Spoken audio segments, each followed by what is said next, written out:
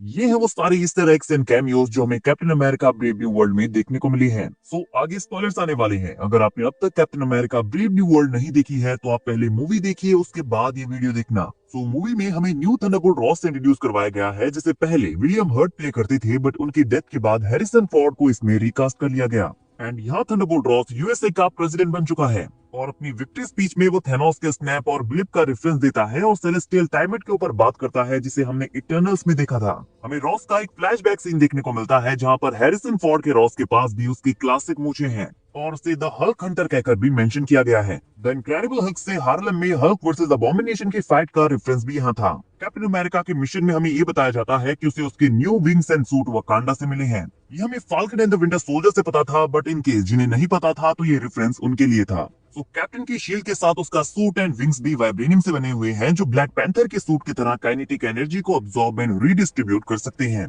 Red wing भी इस movie में हमें वापस देखने को मिलता है। एंड देन एंट्री होती है कुछ विलन्स की, जहां जियन कार्लो का कैरेक्टर सर्पेंट सोसाइटी का लीडर साइड वाइंडर है, बट यहाँ से सर्पेंट सोसाइटी नहीं, ओनली सर्पेंट कहकर मेंशन किया गया है। और ये टफ गाय जिसके साथ कैप्टन फाइट करता है वो सर्पेंट सोसाइटी का मेंबर कॉपर हेड होने वाला था, बट सर्पेंट सोसाइटी को हटाकर यहाँ पर ओनली सर्पेंट कहा गया है। और इसीलिए पहले इस मूवी में कुछ और सर्पेंट सोसाइटी के मेंबर्स भी होने वाले थे, like Seth Rollins king cobra play करने वाली थी, रोजा सालाजार डायमंड बैक प्ले करने वाली थी, बट उनके रोल्स को मूवी से कट कर दिया गया। वॉकिन टॉरिस को हम मूवी में एज द न्यू फाल्कन देखते हैं। एंड सैम विल्सन जब कॉपर हेड के साथ यहाँ पर फाइट करता है तो वो अपनी शील्ड एंड गॉगल्स को साइड कर देता है और अपने विंग्स का यूज भी फाइट में नहीं करता, जो कैप्टन अमेरिका विंटर सोल्जर की इस फाइट का रेफरेंस था, जहाँ स्टीव लीपर्ड से फाइट करते टाइम अपने हेलमेट को ड्रॉप कर देता है और शील्ड का यूज भी नहीं करता और वो proper hand to hand combat में उसे हराता है। और सैम स्टीव की तरह शील्ड को क्लासिक किक करके उठाता है और अपनी बैक पर रखता है। और इस सीन में हमें थंडरबोल्ट रॉस की वाइफ कैरन ली रॉस का ग्रेवस्टोन देखने को मिलता है। वॉकन सैम से कहता है कि वो एंटमैन से कब मिलेगा,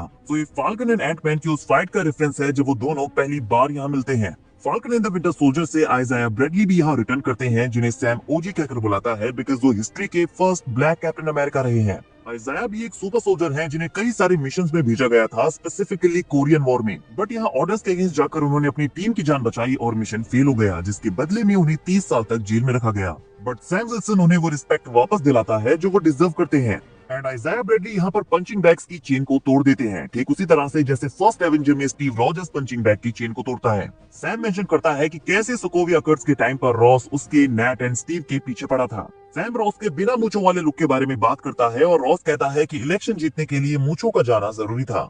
एंड हम देखते हैं कि एवेंजर्स अब भी डिसअसेंबल्ड है और रॉस चाहता है कि सैम एवेंजर्स को दोबारा असेंबल करे। एंड देन हमें यहाँ सोकोविया कर्ट्स का डायरेक्ट रेफरेंस देखने को मिलता है, जहाँ पर सैम रॉस के इस ऑर्डर से डिसएग्री करता है। And Sam Wilson multiple languages जानता है, वो स्पेनिश, जापानीज, फ्रेंच, अरेबिक सारे लैंग्वेजेस बोलता है। एंड यहाँ वर्ल्ड की कई सारी कंट्रीज टाइम बर्ड से रिसोर्सेज गेन करना चाहती हैं, बिकॉज ये वर्ल्ड के मोस्ट वर्सेटाइल मेटल एडामेंटियम से बना हुआ है। बट एडामेंटियम का सबसे पहला हार्वेस्टेड वर्जन द सर्पेंट ने चुरा लिया है, बट कैप्टन इसे वापस ले आता है। और रॉस कहता है कि एडामेंटियम मेडिसिन में भी काफी यूजफुल है, जो कि वेपन एक्स जैसी रिसर्च फैसिलिटी का हिंट हो सकता है, बिकॉज वुल्वरीन का स्केलेटन भी एडामेंटियम से बना हुआ है। तो ये एमसीयू में वेपन एक्स प्रोग्राम की शुरुआत हो सकती है, जहां म्यूटेंट्स के ऊपर एक्सपेरिमेंट करके उन्हें सुपर ह्यूमन वेपन्स में टर्न किया जा सकता है। एंड एमसीयू में ऐसे कई सारे एक्सपेरिमेंट्स हम ऑलरेडी देख चुके हैं। सैम विंटर सोल्जर के उन ट्रिगर वर्ड्स को मेंशन करता है जिससे हाइड्रा बकी का माइंड कंट्रोल करता था, क्योंकि आइजाया ब्रैडली के साथ भी यहाँ पर कुछ ऐसा ही हुआ था, जिस वजह से वो रॉस के ऊपर फायरिंग करता है। और सैम विल्सन के डेस्क पर हम उसकी कुछ ओल्ड फोटोज देखते हैं, लाइक उसके विंगमैन राइली के साथ उसकी ये फोटो। देन एंट्री होती है रुथ के कैरेक्टर की, जो कि कॉमिक्स में Israeli mutant super hero Sabra है, लेकिन यहाँ वो एक एक्स ब्लैक विडो है जिसे रेड रूम में ट्रेन किया गया था, just like Natasha Romanoff and Yelena Belova. और कैंप एको 1 नाम की सीक्रेट मिलिट्री ब्लैक साइट में द लीडर को कैद किया हुआ है, जहां कॉमिक्स में ब्रूस बैनर को भी कुछ टाइम के लिए रखा गया था। मूवी में द लीडर मिस्टर ब्लू नाम के सॉन्ग को प्ले करके लोगों के माइंड को कंट्रोल करता है, जो कि द इनक्रेडिबल हल्क में उसके यूजर नेम का रेफरेंस है, जब वो इंटरनेट पर ब्रूस बैनर से बात करता है। हमें सैमुअल स्टन्स के कॉलेज की कुछ ओल्ड फुटेजेस भी देखने को मिलती हैं। और साइड वेंडर यहाँ बताता है कि द इनक्रेडिबल हल्क के इवेंट्स के बाद सर्पेंट ने ही द लीडर को उठाया था और रॉस तक पहुंचाया था। और कॉमिक्स में ब्लैक विडो स्टन्स को पकड़कर शील्ड को देती है। बात हो रही है ब्लैक विडो की, तो ब्लैक विडो में हमें ये पता चलता है कि रॉस को हार्ट प्रॉब्लम्स हैं, जिस वजह से वो मरने वाला है और सैमुअल स्टन्स उसके हार्ट के लिए क्योर बनाने में उसकी हेल्प कर सकता है। देन आता है बकी बार्न्स का कैमियो, जो कि वोकिन टॉरस के एक्सीडेंट के बाद हॉस्पिटल में सैम से मिलने आया था। और यहाँ हम देखते हैं कि बकी एक पॉलिटिशियन है जो इलेक्शन लड़ने वाला है। सो थंडरबोल्ट्स के इवेंट्स के टाइम पर भी हम उसे एज अ पॉलिटिशियन ही देखेंगे। यहाँ सैम और बकी की छोटी सी कन्वर्सेशन होती है, जहाँ सैम बकी से कहता है कि मुझे सुपर सोल्जर सीरम ले लेना चाहिए था बिकॉज वो स्टीव की तरह स्ट्रॉन्ग नहीं है।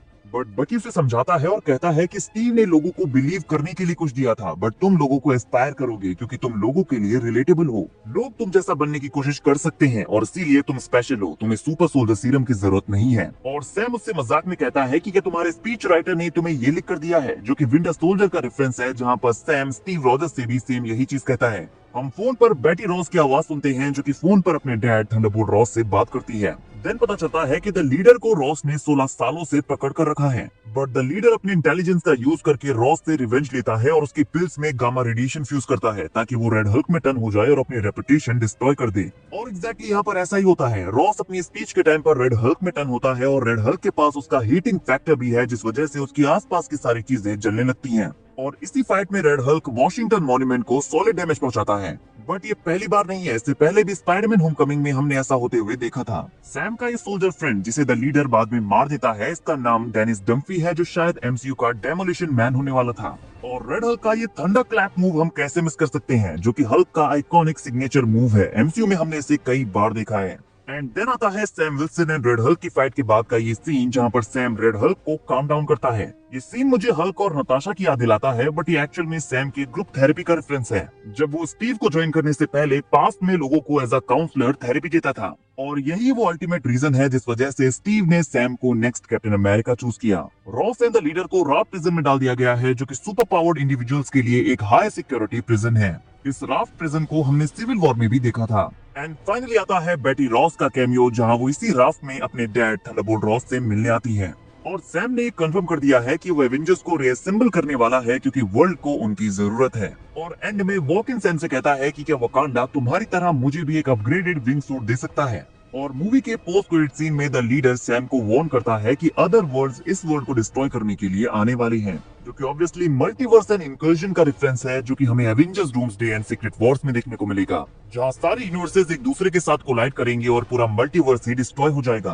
तो गाइस, ये थे वो सारे ईस्टर एग्स एंड कैमियोज जो हमें captain America brave new world में देखने को मिले हैं। और अगर इसके अलावा भी आपने कोई हिडन डिटेल नोटिस की है तो आप मुझे कमेंट करके जरूर बताइए। वीडियो अगर अच्छी लगी हो तो वीडियो को लाइक और चैनल को सब्सक्राइब करना ना भूले, बिकॉज ऐसी ही अमेजिंग वीडियोस हम डेली लाते रहते हैं।